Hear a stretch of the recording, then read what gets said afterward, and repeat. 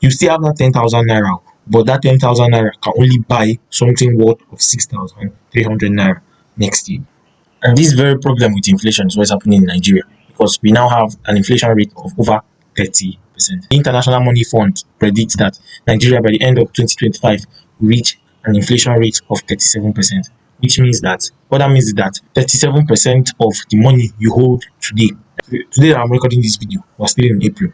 So what happens is that this today, if you have 10,000 naira today, next year, what will happen is that 37% of that 10,000 naira will go. So what happens is that instead of you to have 10,000 naira, what you'll be having is about 6,300 naira.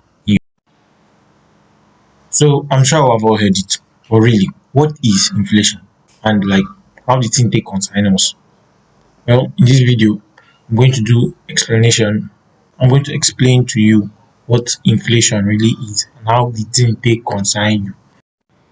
Okay, so let me try to explain inflation using a story. Now, imagine you're in a small village, and then in that village, everybody makes about 1 coin a day. Yes, so like makes about 1 coin a day and uses it to buy bread.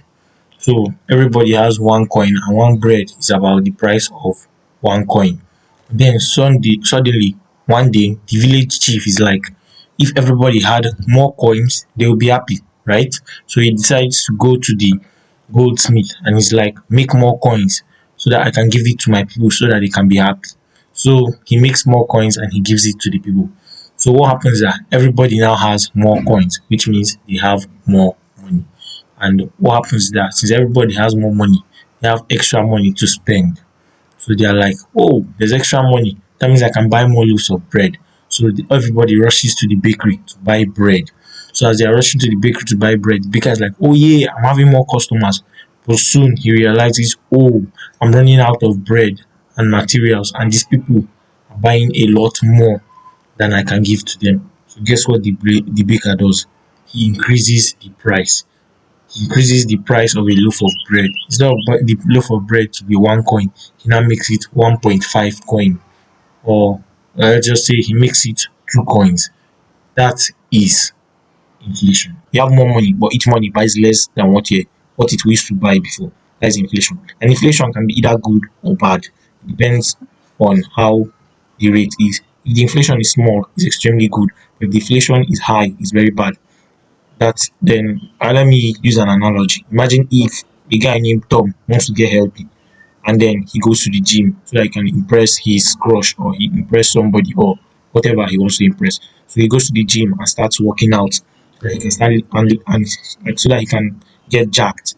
And he hires a coach, and the coach is like, for him to get jacked and get the body he wants, he's going to give him small weights that he'll be lifting every day. Like small weights. Well, I can use small weights. So he's listening to the coach and he's doing it. So over time, his body and his muscles begin to adapt to that small weight that he's lifting.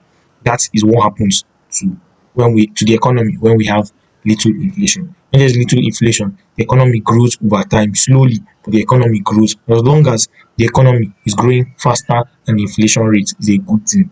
So little inflation rate makes the money valuable, less valuable slowly, but it makes the economy grow faster. While when now let's not imagine if one day Tom is tired of lifting the small weight and it's like, nah, this kind coach, he knows how to do it in the talk.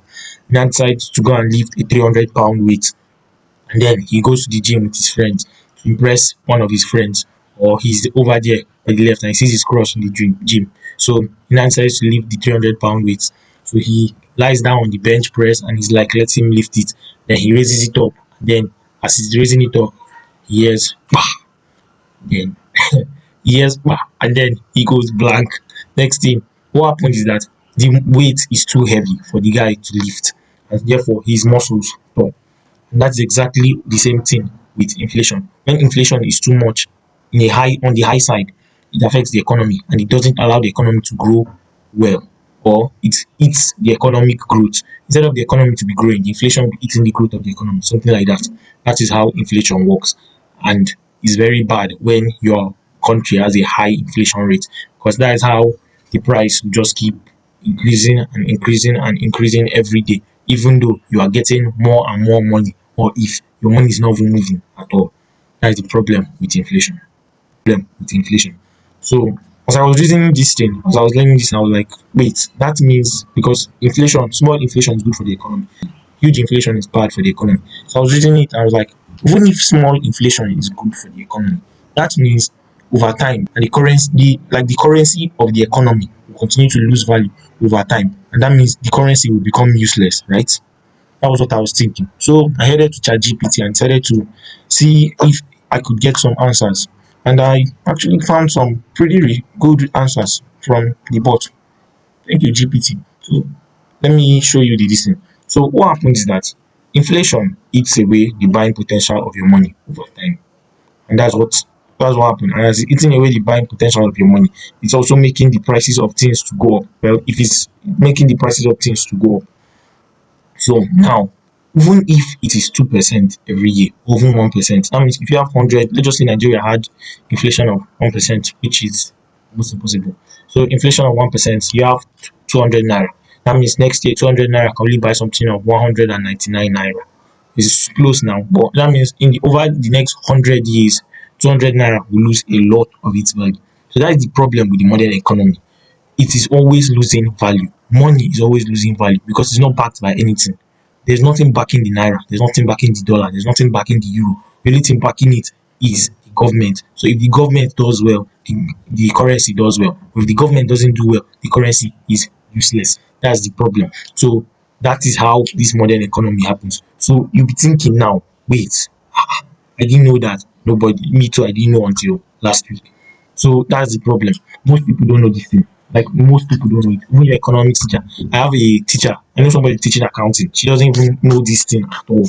Like graduate that works with bank, she doesn't know about this, the way inflation happens, which means that inflation is going to eat your money over time. So that means in a way, money is actually just useless because that's just the thing. Because it will keep losing its value over and over and over.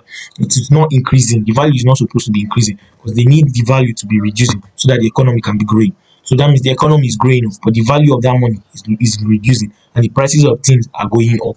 So that means if you're keeping your money in the bank, it is a very risky thing to do. If you're keeping your money in cash, it's a very risky thing to do. That's the problem.